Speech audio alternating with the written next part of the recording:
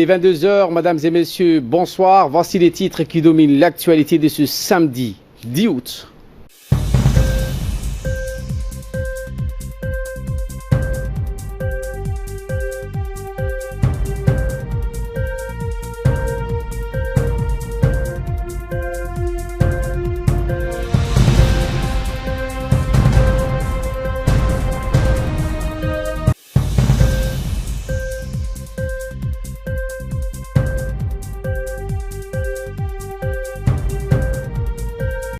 L'Arabie Saoudite accueille plus de 1,8 million de pèlerins pour le Hajj 2019. Près de 2 millions de ces pèlerins sont en Arabie Saoudite pour entreprendre le pèlerinage islamique annuel, le Hajj, au moins une fois dans un voyage de leur vie. Au 10 août, le ministère du Hajj du pays a déclaré qu'un total de 1 843 pèlerins sont arrivés dans ce pays par 3 points principaux.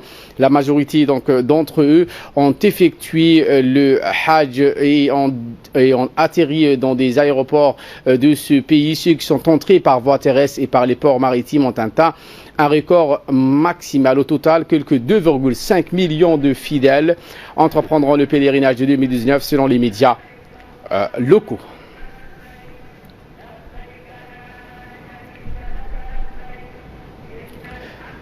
Le président de la République, Ismaël Omar Guelleh, a formulé ses vœux de bonne fête de l'Aïd al-Adha. Le chef de l'État a tout d'abord présenté ses meilleurs vœux à la population djiboutienne, aux pèlerins et à l'ensemble du monde musulman à l'occasion de l'Aïd al-Adha, tout en rendant un hommage appuyé à nos martyrs et soldats. Écoutons le chef de l'État.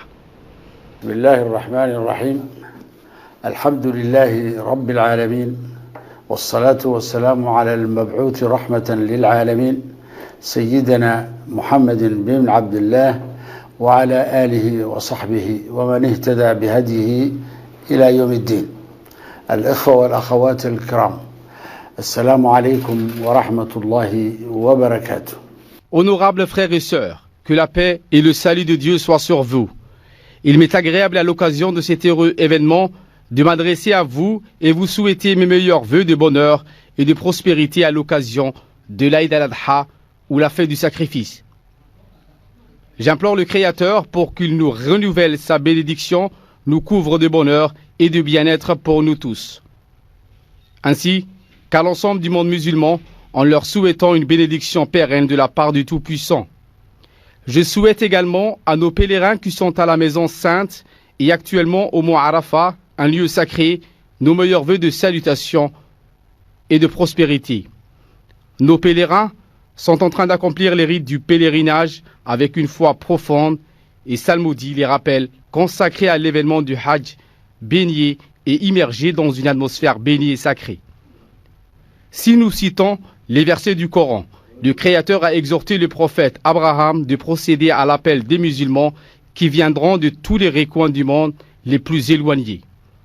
Nous souhaitons à tous les pèlerins du monde que Dieu accepte leur pèlerinage et l'accomplissement des différents rites. Nous souhaitons également que leur pèlerinage soit accompli dans la piété et implorons Dieu qu'il pardonne gracieusement leurs péchés pour qu'ils retournent dans leur pays d'origine en toute sécurité. Chers frères et sœurs, l'Aïd al-Adha est non seulement un événement cher dans le cœur des musulmans, mais également un rituel religieux plus que sacré, portant une aspiration pleine de leçons moralisantes et des valeurs telles que le sacrifice, l'unité, la solidarité, la tolérance, la compassion et l'amour de son prochain. Fils et filles de notre pays, honorables et honorés, nous avons atteint l'occasion chaleureusement bienveillante pour que notre chère patrie puisse marcher progressivement vers le processus de construction et de développement global.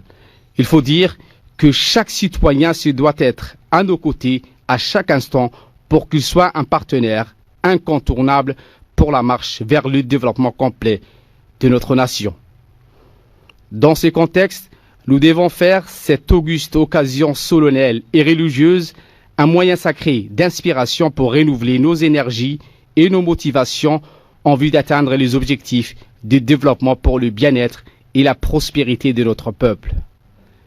Chers citoyens, je profite de cette occasion pour rendre un hommage appuyé et profond à nos forces armées qui défendent à chaque instant avec honneur notre pays pour leur sacrifice et leur disponibilité à tout jamais pour protéger nos compatriotes de tous les dangers venant de l'extérieur. J'implore à nos martyrs le Tout-Puissant, leur souvenir restera à tout jamais gravé en nous dans les esprits des générations futures. بحيي باسمكم جميعا أبناء جيشنا الوطني الشجعان الأوفياء المرابطين في ميادين الشرف والفداء في الداخل والخارج للذود عن حياض الوطن بالنفس والنفيس ونصرة القضايا الإنسانية العادلة وأننا نستذكر بكل إجلال وتقدير تضحيات شهدائنا الأبرار الذين قدموا أرواحهم الغالية فداء للوطن وتلبية لنداء الواجب وستبقى ذكراهم وبطولاتهم خالدة في ذاكرة ووجدان الأجيال المتعاقبة. Dans la deuxième partie de son message de vœux, le président Guelleh a émis le souhait de voir une corne d'Afrique apaisée et la cessation du massacre du peuple palestinien. Le chef de l'État a également félicité la signature d'accords au Soudan, pays proche et ami. Chers frères et sœurs, la corne de l'Afrique est à l'aube d'une nouvelle ère, dans un climat de paix suite à une longue période de troubles, ajoutant que l'intégration régionale bat son plein.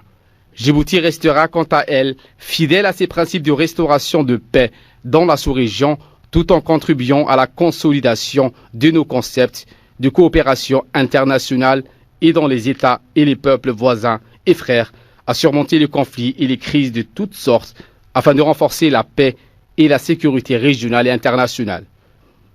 Mes frères et sœurs, je profite de cette occasion gracieuse pour exprimer en mon nom et au nom du peuple djiboutien mes sincères félicitations au peuple de la Palestine qui est sous le joug de l'occupation israélienne avec son lot d'agressions ciblées de massacres et de persécutions. Nous renouvelons notre soutien absolu pour leur lutte légitime. Nous exhortons la communauté internationale à œuvrer pour mettre fin aux attaques et massacres à l'encontre du peuple palestinien. Nous saisissons également cette opportunité pour féliciter chaleureusement nos frères soudanais à l'occasion de la signature par le Conseil militaire de transition et les forces de la liberté du document pour un changement effectif dans un cadre constitutionnel adéquat et fiable. Cette ultime démarche constitue, à nos yeux, une étape importante vers la réalisation d'un idéal de sécurité, de paix et stabilité au Soudan afin de répondre pleinement aux inspirations du peuple frère soudanais. Nous réitérons également notre position ferme, qui est celle de la République de Djibouti, pour soutenir la stabilité, la souveraineté et la prospérité du peuple soudanais. Nous rendons également un hommage vibrant à nos frères et sœurs en Somalie, au Yémen, en Libye et en Syrie, implorant le Tout-Puissant pour que la stabilité, la paix et la prospérité reviennent dans leurs contrées respectives.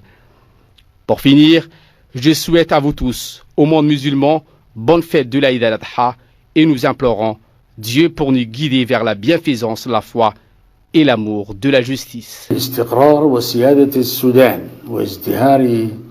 شعبه الكريم متمنين أن يتجاوز سريعا الظروف التي يمر بها كما نتوجه أيضا بالتهنئة لإخواننا في الصومال واليمن وليبيا وسوريا سائلين الله تعالى أن يبقى وطننا الغالي وأمتنا المجيدة وكل عام وأنتم بخير والسلام عليكم ورحمة الله وبركاته. Le président de la République a également échangé les meilleurs vœux de l'Aïd al-Adha avec ses homologues dirigeants arabes et musulmans. Ces messages en provenance des dirigeants des pays frères arabes et musulmans forment tous l'espoir de voir donc un jour notre pays et notre peuple au bienfait du développement durable. Plusieurs de ces télégrammes font état d'hommage à notre nation pour son caractère exceptionnel à demeurer en permanence un havre de paix et de stabilité politique et sociale dans cette région souvent en proie à des conflits. D'autres de ces messages saluent les nombreux efforts entérinés depuis près de 2 décennies à Djibouti sous la houlette du président de la République et visant à promouvoir le bien-être des citoyens djiboutiens dans l'harmonie et la cohésion. Puisse Dieu Tout-Puissant assister la République de Djibouti dans sa détermination à réunir l'ensemble des facteurs et conditions propices à l'essor de son économie et à l'épanouissement de sa société. Peut-on également lire sur d'autres de ces messages en provenance des chefs d'État et de gouvernement des pays frères arabes et musulmans. De son côté, à l'occasion de l'avènement de l'Aïd al-Adha, le chef de l'État Ismaël Omar Guelleh a envoyé ses meilleurs vœux à ses homologues arabes et musulmans. À chacun de ses dirigeants, le chef de l'État a souhaité succès et réussite ainsi que davantage de paix, de développement et de prospérité à leurs peuples respectifs. Le président Guelleh a par ailleurs mis à profit ces télégrammes de meilleurs vœux de l'Aïd al-Adha pour réitérer sa disponibilité ainsi que celle du gouvernement et du peuple de Djibouti à œuvrer en faveur de la réalisation d'une plus grande solidarité et fraternité au sein du monde arabe et musulman. À noter également qu'il a appelé de ce vœu la réalisation d'une plus grande tolérance et coexistence pacifique entre la communauté musulmane et les autres composantes culturelles et religieuses du monde.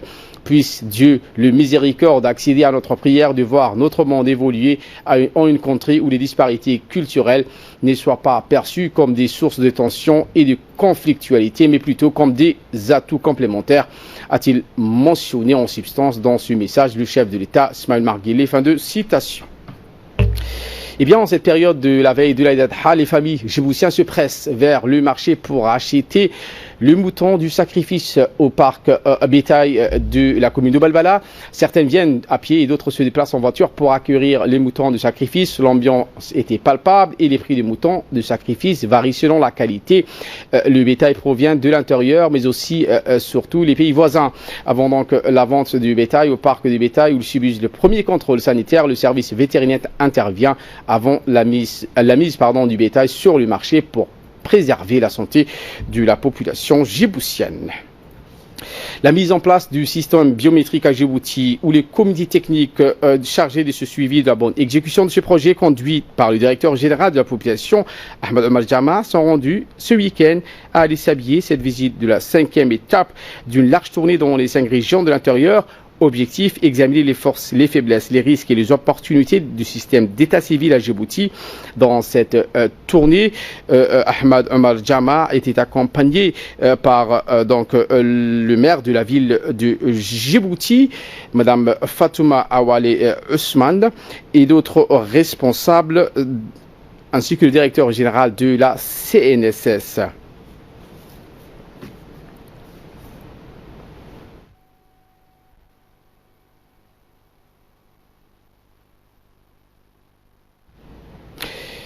À quelques kilomètres du P430 se trouve l'oued de Ouéa où le préfet par intérim d'Arta, Mohamed Fouzi Assoué, effectue une visite de l'état d'avancement des travaux de construction de ce barrage d'amitié. À cette occasion, le maire de Djibouti, Fatouma Awale Ousmane, et une délégation qui l'accompagnait, donc en vue de visu l'état d'avancement de ce barrage qui va protéger la capitale des inondations.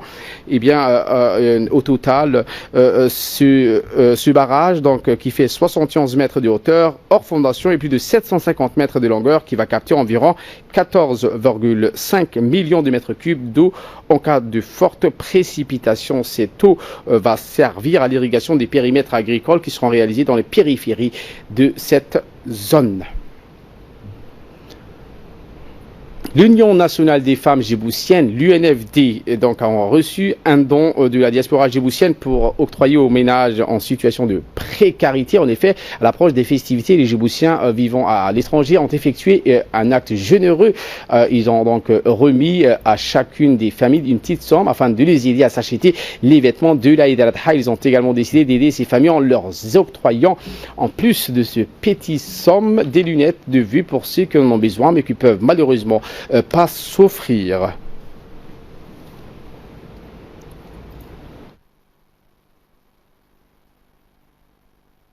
À présent, nous avons le regret de vous annoncer le décès survenu ce week-end de Smaïl Ahmed Burhan, survenu à Djibouti, né en 1933. Le défunt avait toute sa carrière effectuée comme professionnel à la radio-télévision de Djibouti jusqu'à sa retraite, très apprécié pour sa sagesse et son franc-parler. Dans le milieu communautaire, le défunt Smaïl Ahmed était doté d'une force de caractère appréciée de toutes les personnes qu'il côtoyait. Il laisse derrière lui 8 enfants, dont 3 garçons et 5 filles, et des petits-enfants ainsi que d'arrière-petits-enfants. En cette circonstance douloureuse, nous adressons nos condoléances les plus attristées à la famille du défunt. Et là, nous passons aux nouvelles du monde. En Italie, fin d'une coalition houleuse.